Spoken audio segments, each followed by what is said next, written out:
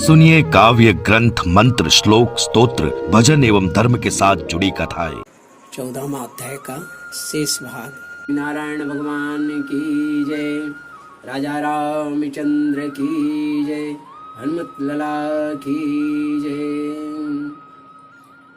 ओम एकदंताय विद्महे वक्रतुंडाय धीमहि तन्नो दन्ती प्रचोदयात्।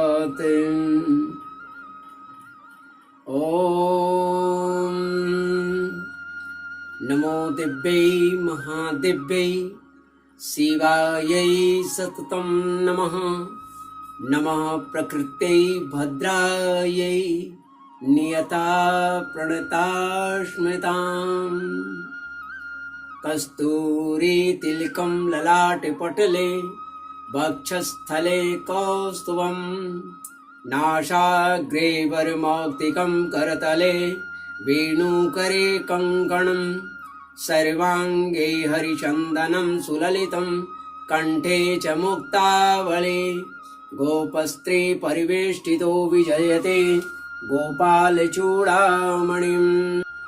श्रीमद्भागवत महापुराण की प्रथम खंड के पंचम स्कंद के अथा चतुर्दशो अध्याय भटाटवी का स्पष्टीकरण यहाँ खा के रूप में आरंभ होता है।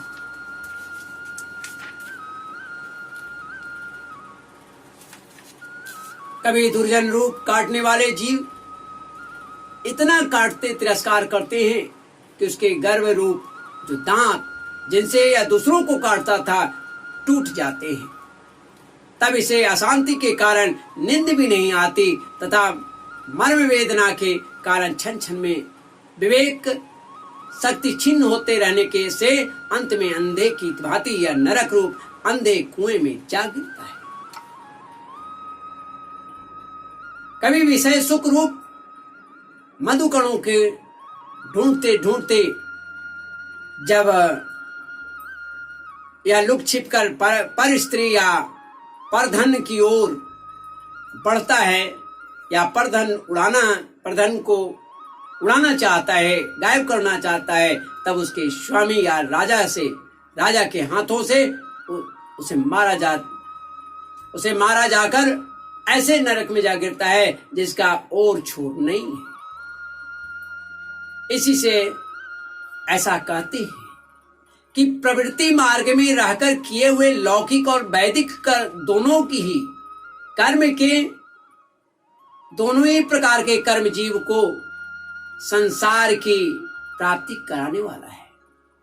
यदि किसी राजा आदि के बंधन से छूट भी गया तो अन्याय से अपहरण किए हुए उन स्त्री और धन को देवदत्त नाम का कोई दूसरा व्यक्ति छीन लेता है और उसे विष्णु मित्र नाम का कोई तीसरा व्यक्ति झटक लेता है। इस प्रकार वे भोग एक पुरुष से दूसरे पुरुष के पास जाते रहते हैं, एक स्थान पर नहीं ठहरते। कभी कभी शीत वायु और वायु आदि अनेकों आदि दैविक आदि भौतिक और आध्यात्मिक दुख की स्थिति के कारण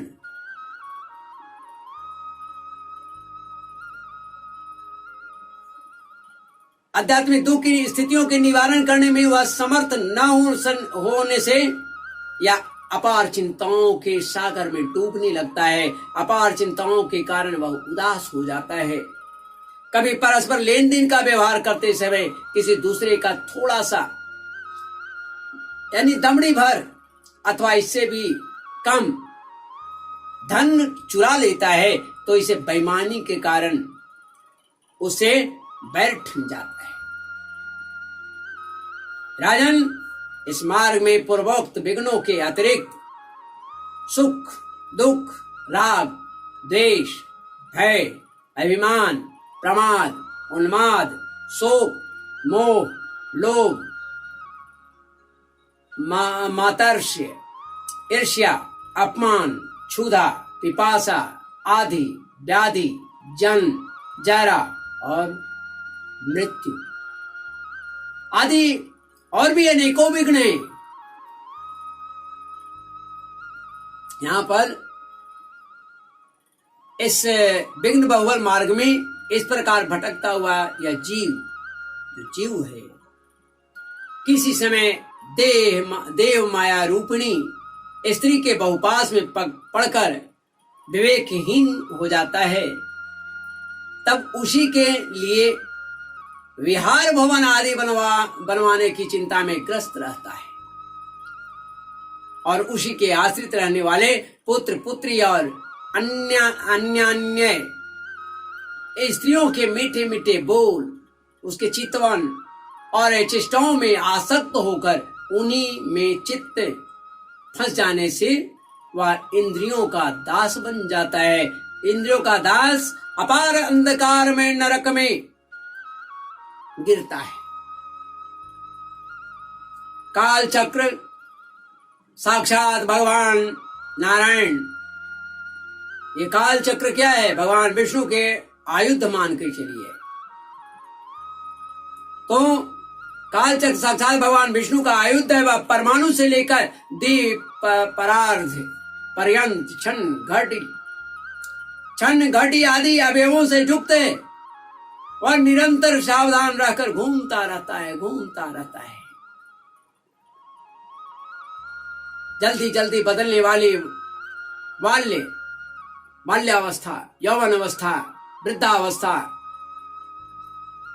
तो आदि जो अवस्थाएं उसका वेग है, गति है। उसके द्वारा वह ब्रह्मा से लेकर क्षुद्राति क्षुद्र तृण पर्यंत सभी भूतों का निरंतर संहार करता रहता है। निरंतर वह संहार करता रहता है। कोई भी उसकी गति में बाधा नहीं डाल सकता। बाधा डालने पर वह स्वयं ही कट जाता है।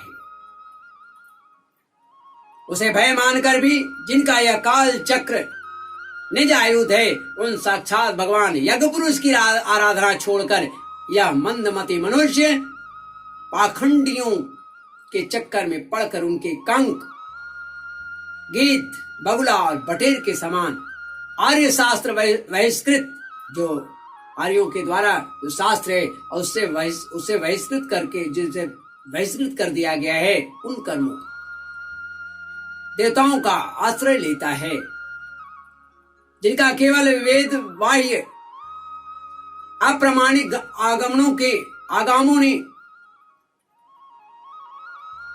आगमों ने ही उल्लेख किया है। ये पाखंडी तो स्वयं ही धोखे में है। जब यह भी उनकी ठगाई में आकर दुखी होता है, तब ब्राह्मण की शरण लेता है। किंतु उपनयन संस्कार के अनंतर सौत अस्मात् कर्म में भगवान यज्ञ पुरुष की आराधना करना, उपनयन संस्कार के अनंतर स्रोत अस्मात् कर्म से भगवान यज्ञ पुरुष की आराधना करना आदि जो उनका शास्त्रोक्त आचार है, वह इसे अच्छा नहीं लगता। इसीलिए वेदोक्त आचार के अनुकूल अपने में शुद्ध न होने के कारण यह कर्म शून्य शूद्र कुल में प्रवेश करता है।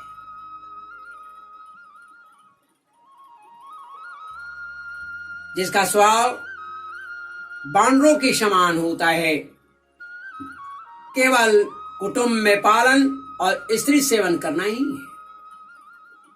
वहां वह बिना रोक टोक स्वच्छंद विहार करने से इसकी बुद्धि अत्यंत दीन हो जाती है और एक दूसरे का मुख देखना आदि विषयों में, विषय भोगों में फंसकर इसे अपने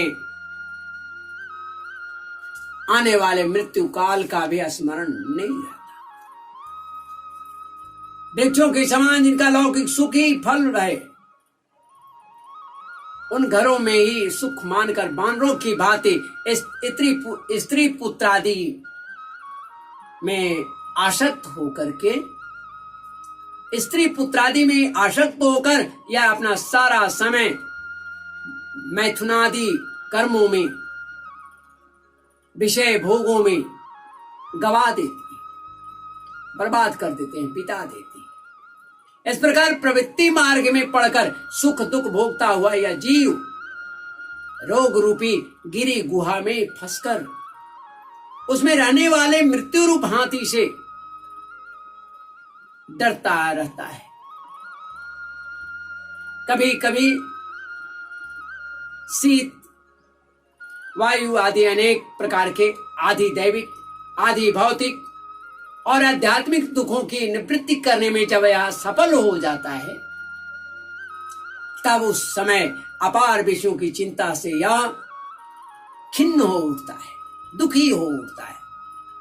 कभी आपस में क्रय विक्रय आदि व्यापार करने पर बहुत कंजूसी करने से इसे थोड़ा सा धन हाथ लग जाता है।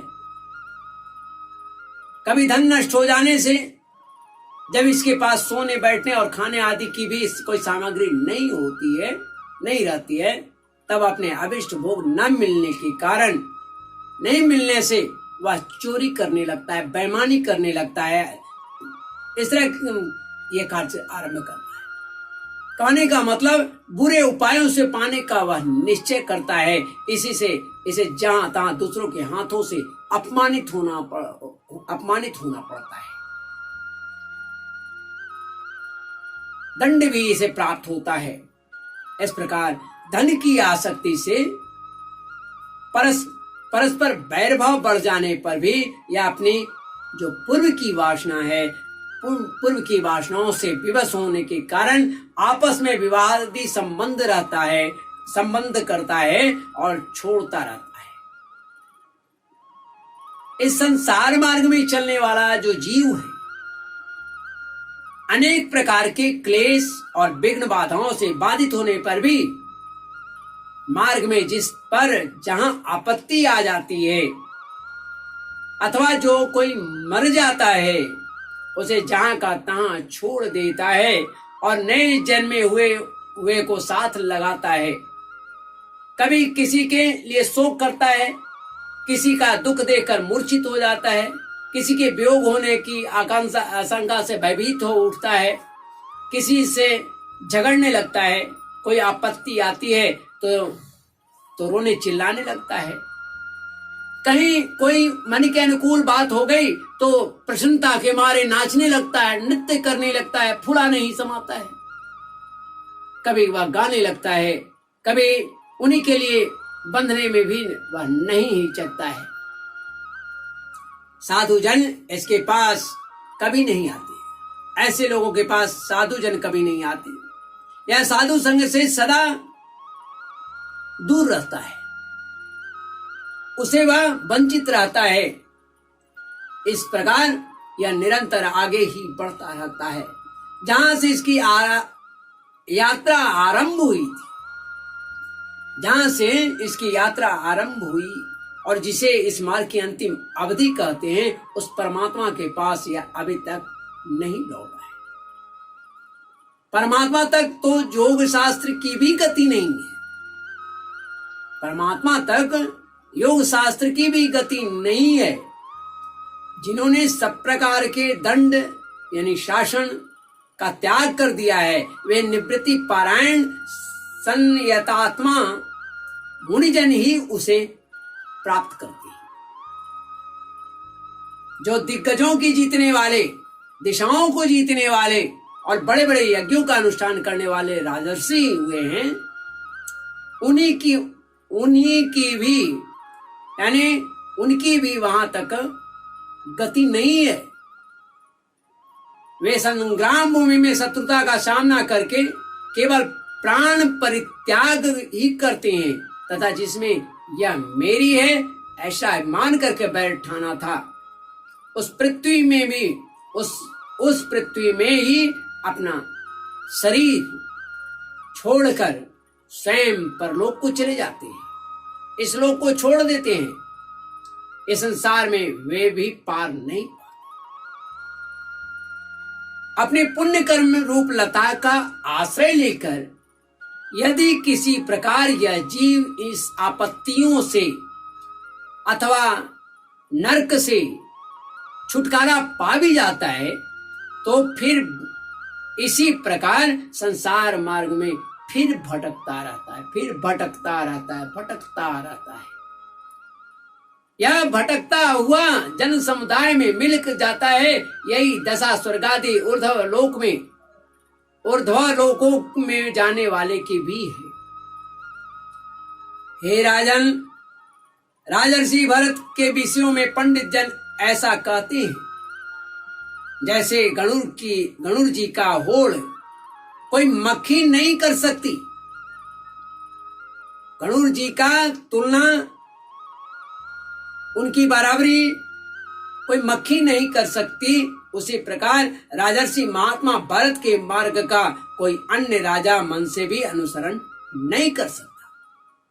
उन्होंने पुण्य कृति श्री हरि में अनुरक्त होकर अति मनोरम स्त्री, पुत्र, मित्र और राजादि को युवावस्था में ही विष्ठा के समान त्याग दिया। दूसरों के लिए तो इन्हें त्यागना आसान नहीं है, असंभव है, कठिन है। उन्होंने अति दुस्तज्य पृथ्वी, पुत्र, स्वजन, संपत्ति और स्त्री की, तथा जिसके लिए बड़े बड़े देवता भी ललायित रहते हैं, किंतु जो स्वयं उनकी दया दृष्टि के लिए उन पर दृष्टिपात करती रहती थी, उस लक्ष्मी की भी लेश मात्र इच्छा नहीं। यह सब उनके लिए उचित ही था, क्योंकि जिन महानुभावों का चित्त भगवान मधुसूदन में, बोलिए श्री हरि नारायण भगवान की जय। क्योंकि जिन महानुभावों का चित्त भगवान मधुसूदन की सेवा में अनुरक्त हो गया है, सेवा में लग गया है, उनकी दृष्टि में मोक्ष पद भी अत्यंत तुच्छ जान पड़ता है। उन्होंने मृग शरीर छोड़ने की इच्छा होने पर उच्च स्वर से कहा था कि धर्म की रक्षा करने वाले